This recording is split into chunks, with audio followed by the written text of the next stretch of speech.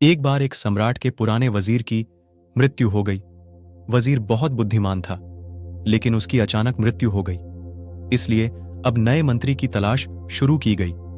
साम्राज्य बहुत बड़ा था, इसलिए उसे संभालने के लिए एक बुद्धिमान और दूरदर्शी वजीर की जरूरत थी। पूरे राज्य में सबसे बुद्धिमान और चतुर व्यक्ति की तलाश शुरू हो गई है। इसके लिए राज्य भर में कई तरह की परीक्षाएं आयोजित की गईं।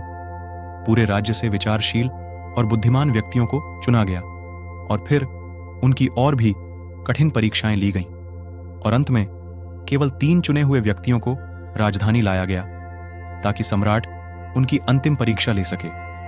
उन तीनों को एक कमरे में रखा गया और इसकी घोषणा स्वयं सम्राट ने की थी कि कल उनकी अंतिम परीक्षा ली जाएगी और जो इसमें उत्तीर्ण होगा उसे राज्य का वजीर घोषित कर दिया जाएगा। परंतु आश्चर्य की बात थी कि शाम होते होते यह बात सारी राजधानी में फैल गई। सम्राट कल कौन सी परीक्षा लेने वाला है? सारे शहर में इसी बात की चर्चा होने लगी। सम्राट एक बहुत ही अजीब परीक्षा लेना चाहता था। कल सुबह उन तीनों को महल के एक बड़े कमरे में बंद कर दिया जाएगा और एक बड़ा ताला लगा दिया जाएगा। उस कमरे का दरवाजा, वह ताला उस राज्य के कारीगरों, गणितज्ञों और इंजीनियरों द्वारा बनाया गया था। उस ताले पर कोई चाबी नहीं थी, केवल कानून पर गणित के कुछ अंक लिखे हुए थे और उन अंकों में कोई पहेली छिपी हुई थी। जो उस पहेली को हल कर लेगा वही उस ताले को खोल पाएगा। धीरे धीरे यह बात उन तीनों तक पहुंच गई कि कल उन तीनों को एक कमरे में बंद कर दिया जाएगा और वहां ताला लगा दिया जाएगा। इसकी कोई चाबी नहीं है, बस उस ताले पर गणित के कुछ नंबर खुदे हुए हैं जिसमें एक पहेली छिपी हुई है। उन तीनों में से जो भी उन नंबरों का उपयोग करके पहेली को हल करेगा और सबसे पहले दरवाजा खोलेगा और कमरे से बाहर आ जाएगा, उसे वजीर बना दिया जाएगा। यह सुनते ही 3 में से 2 बाजार की ओर भागे और ताले के बारे में जितनी भी गणित की किताबें मिल सकती थीं वे सब ले आए और उनका अध्ययन करने लगे। लेकिन तीसरा सबसे अजीब था। वह न तो कहीं गया और न ही कोई किताब लाया और अंधेरा होते ही सो गया।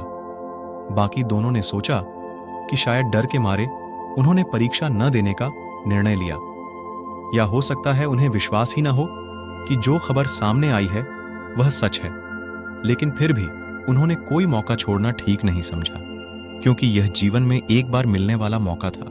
वे पूरी रात जागकर किताबें पढ़ते रहे, ताला विज्ञान से संबंधित जो भी साहित्य था। जब सुबह हुई तो तीसरा व्यक्ति उठा और उन तीनों को सम्राट के सामने पेश किया गया। वहां उन्हें पता चला कि यह अफवाह सच थी। उन तीनों को एक बड़े कमरे के अंदर बंद कर दिया गया था, जिसके बाहर ताला लगा हुआ था, कुछ गणितीय अंकों के साथ। अंकित आप तीनों में से जो भी इन अंकों में छुपी पहेली को सुलझा लेगा वह दरवाजा खोल सकेगा, और जो दरवाजा खोलकर पहले मेरे पास आएगा मैं उसे अपना वजीर बना लूंगा। मैं बाहर आप तीनों का इंतजार करूंगा। इतना कहकर बादशाह चला गया।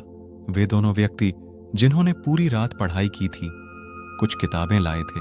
दरवाजा बंद होते ही उसने अपने कपड़ों में छुपी हुई उन किताबों को बाहर निकाला और ताले पर लिखे नंबरों को एक कागज के टुकड़े पर लिखकर उनका हल ढूंढने लगा। लेकिन तीसरे व्यक्ति ने कुछ नहीं किया। उसने अपनी आंखें बंद कर लीं और कमरे के कोने में चुपचाप बैठ गया। उसे बैठा देखकर वे दोनों हंस पड़े और ताना मारते हुए बोले, क्या तुमने हार मान ली? कुछ करो तो कुछ होगा। उन्हें लगा कि उसने हार मान ली है। वह डरा हुआ है और कुछ भी प्रयास नहीं करना चाहता। लेकिन उसके मन में शांति थी, स्थिरता उसकी आंखों में झलक रही थी। वह परेशान नहीं लग रहा था। वह बैठा हुआ था। तभी अचानक उसे कुछ सूझा। वह उठकर दरवाजे के पास आया और धीरे से उसे धक्का दिया, और क्या, दरवाजा खुला। वह कमरे से बाहर चला गया। लेकिन दोनों आदमी अपनी किताबों में खोए हुए थे। उन्हें पता ही नहीं चला कि तीसरा कमरे से बाहर चला गया है।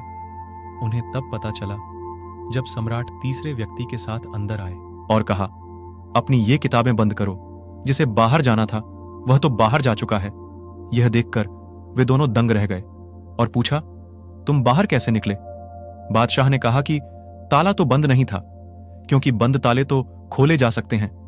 लेकिन कैसे? क्या तुम वह ताला खोलोगे जो बंद नहीं किया गया है? यह आदमी आप में से सबसे बुद्धिमान है। ताले पर लिखे नंबरों को हल करने से पहले यह पता लगाने की कोशिश करता है कि ताला बंद है या नहीं। यह आदमी वास्तव में होशियार है, जो किसी भी समस्या को हल करने से पहले यह जांचता है कि जो वह हल करने जा रहा है वह वास्तव में समस्या है या नहीं। तो यह आदमी हमारे राज्य का सबसे चतुर व्यक्ति है।